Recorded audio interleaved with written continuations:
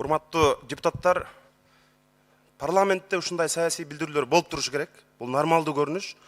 Коомдо азыр парламент иштейсиңерби же иштебейсиңерби деген сын бар да.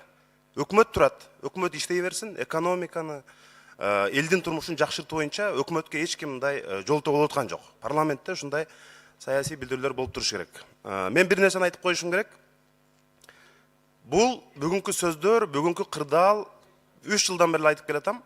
Азыркыларга дагы, мурдагыларга дагы, кийинкилерге дагы сөзсүз сабак болуп, андан натыйжа чыгара турган болуш керек. Адилеттиктин каргышы жаман да, адамдын дагы каргышы жаман. Мен Алмазбек Атамбаевка болушмакмын. Убагында кандай кысымдар болсо, 6 ай мына улуттук коопсуздук кызматы айылдагы туугандарыбыздан бери текшерген учурлар болду. Бул жерде мен трибунадан жеке өчүм алайын деген жерим жок.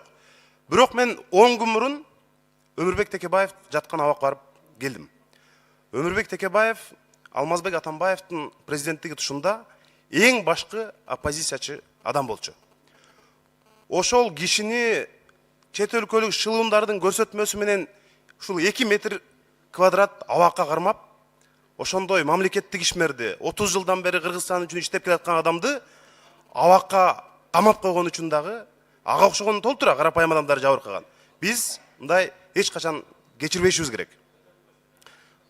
Бир ай мурун Түштүк Кореяга барып келдим. Президенттердин, экс-президенттердин жарымы абакта отурат.